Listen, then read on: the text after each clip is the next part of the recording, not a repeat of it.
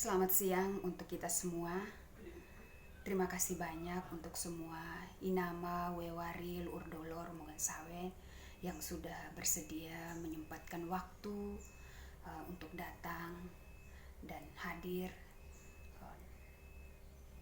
untuk mengiring kepergian Opa kami tercinta Bapak Bernardus Wido. Di sini saya mewakili semua cucu dan juga cece sebagai cucu sulung. Saya ingin menyampaikan pesan dan juga kesan kami untuk opa kami, Bapak kami tercinta, Bapak Bernardus Wido. Sehari-hari kami selalu menyapanya dengan panggilan Bapak Nenek. Namun untuk saya pribadi, Bapak Nenek adalah Bapak sekaligus nenek untuk saya, karena dari kecil, dari lahir, saya dibesarkan di tangan Bapak Nenek dan juga Mama Nenek. Nah, saya kutip dari kitab Pengkhotbah bab 7 ayat 1 di mana dikatakan bahwa nama yang harum itu lebih baik daripada minyak yang mahal, dan juga hari kematian itu lebih baik daripada hari kelahiran. Oleh karena itu, izinkanlah saya ingin bercerita sedikit mengenai sosok Bapak Nenek di mata kami, anak, cucu, dan juga cece. Bapak Nenek ini adalah sosok pekerja keras. Itu yang kami lihat, yang kami tahu, dan juga yang kami rasakan. Banyak hal yang ia kerjakan selama masa hidupnya. Sebagai seorang petani, ia berhasil menjadi seorang petani. Ia berhasil memanen hasil dari apa yang ia tanam, dan itu cukup untuk memenuhi kebutuhan keluarga kecilnya. Sebagai seorang pedagang pun ia berhasil. Ia memulai usahanya dengan membuka kios kecil-kecilan yang dikenal dengan kios Sogilaka sekarang. Itu pun cukup untuk memenuhi kebutuhan hidup keluarganya. Sebagai seorang pengusaha pun ia sukses, ia berhasil. Di mana yang saya tahu waktu masih kecil dulu, Bapak Nenek punya banyak proyek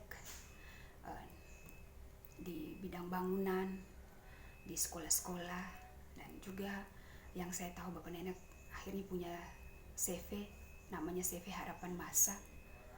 Saya masih ingat waktu masih SMP, saya selalu diajak untuk sekedar ikut menemani Bapak Nenek urus administrasinya untuk bayar pajak untuk CV ini. Dan juga sebagai seorang tukang kayu, tukang batu, bangunan pun ia berhasil. Dimana ini dibuktikan sendiri dengan di rumah di Maget ini, ia ada hasil karya tangannya yang ia buat, ia kerjakan sendiri. Hasil ukir, ada ia membuat sofa, meja, bangku, kursi, lemari. Itu ia pahat, ia buat sendiri dengan tangannya. Dan masih ada sampai sekarang, masih kuat meskipun sudah berpuluh-puluh tahun. Dan yang selalu saya ingat adalah Bapak Nenek selalu bilang bahwa untuk membuat sesuatu hasil yang bagus itu ya harus punya kualitas, harus memilih bahan yang bagus juga, dan dia selalu menempatkan kualitas di atas segala-galanya. Itu nilai plusnya. Apa yang ia kerjakan itu semuanya berhasil. Ia berhasil membesarkan anak-anaknya, mendidik anak-anaknya, menyekolahkan anak-anaknya. Ia berhasil dalam usahanya, dalam proyeknya, dalam apapun yang ia kerjakan berhasil. Saya ingat sekali ia banyak mengajarkan kami banyak hal.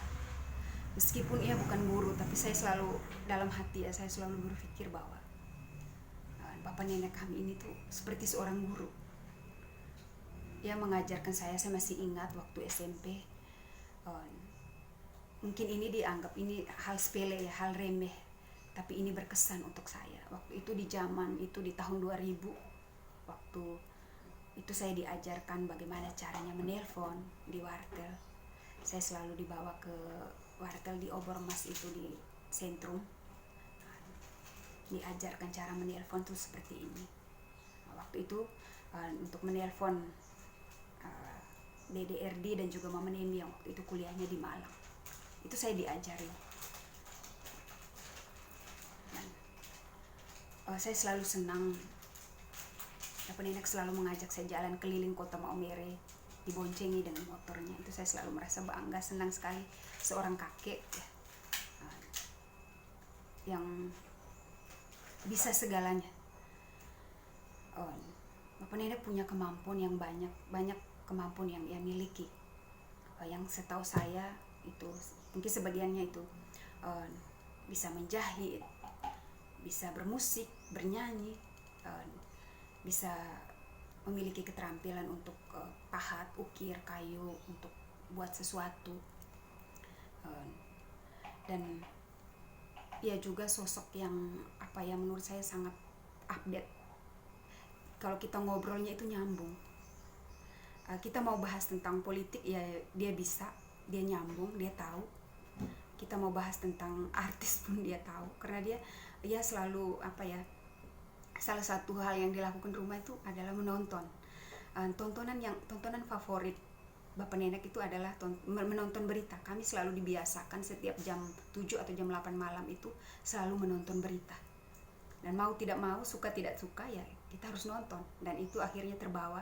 Akhirnya kita pun menyukai hal-hal seperti itu, terbawa. Nah, ia juga mengajarkan saya waktu itu bermain catur. Itu supaya menemani Bapak Nenek bermain catur, jadi teman main catur.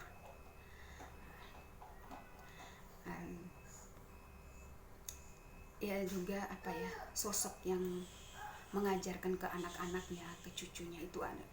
Dia sosok yang melarang kita itu untuk tidak boleh punya perasaan iri hati sama orang. Kalau kita lihat orang lain maju, itu kita justru terpacu, kita harus berusaha untuk maju juga. Itu sih yang Bapak Nenek, yang saya ingat, Bapak Nenek selalu mengajarkan kami itu. Dan ia sangat menyukai, ia selalu bilang ke saya, Din, kalian itu beruntung lahir di zaman ini, zaman yang serba canggih, dimana ia sangat mengagumi kecanggihan itu. Kadang saya bilang sekarang tuh sudah bisa, kita telepon itu sudah bisa lihat muka, namanya video call. Dan itu saat kita menjelaskan hal-hal seperti itu, Bapak Nenek itu selalu terkagum-kagum. Dia sangat, wow, ternyata ada ya teknologi seperti itu. Nah itu. Dan dia selalu bilang bahwa saya pengen sekali belajar, tapi ya sudahlah, sekarang sudah tua. Dia selalu bilang seperti itu. Dan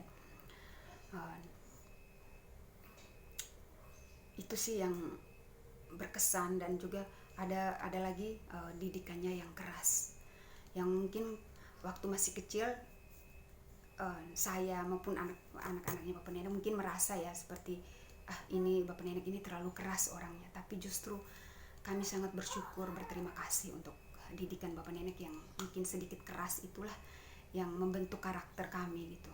Jadi saat kami harus pergi tinggal di tempat lain atau di luar kota Maumere saat kuliah, itu pun kami akhirnya terbiasa. Kami tahu aturan masuk rumah harus jam sekian, tidak boleh keluyuran tengah malam, ataupun tahu aturan datang ke rumah harus mengucapkan salam, seperti itu. Hal-hal kecil seperti itu, tapi itu yang ditanamkan sama Bapak Nenek. Itu akhirnya membentuk karakter kami juga. Akhirnya ada mengikuti ya, untuk menjadi tegas. Kalau buat saya pribadi sih mungkin bukan keras ya, tapi tegas dan berprinsip. Itu yang Bapak Nenek selalu ajarkan kami. Kalau kita benar, meskipun harus sendirian, harus melawan arus, ya tidak apa-apa. Yang penting kita di jalan yang benar dulu. Itu sih. Dan orangnya berprinsip, jadi apa yang ia yakini ya itu prinsipnya seperti itu. Nah, terlepas dari semua itu, ya namanya kita manusia pasti punya kurangnya, punya salah, punya dosa. Nah, saya mewakili semua keluarga, mewakili juga dari Bapak Nenek, minta maaf mungkin selama hidup ada kata-kata yang salah, sikap yang kurang baik dari Bapak Nenek yang mungkin menyakiti dengan tutur katanya, dengan perbuatannya. Kiranya kita memberikan maaf supaya jalannya pun ringan dan tenang menuju rumah Bapa. Akhir kata, ini sebetulnya berat, tapi untuk Bapak Nenek, selamat jalan, Bano depan, sampai berjumpa di kehidupan yang selanjutnya. Semoga kita bisa bertemu di kehidupan yang selanjutnya, bisa bersama-sama lagi. Mata hiblino lalang boer, karang lo pakai talang, tali lo pada girwai. Kami semua minta maaf jika selama hidup Bapak Nenek, kami belum bisa membahagiakan Bapak Nenek, kami belum bisa memberikan yang terbaik untuk Bapak Nenek. Kami minta maaf. Tapi sekarang Bapak Nenek sudah tenang, Bapak Nenek sudah tidak sakit lagi. Itu yang paling penting.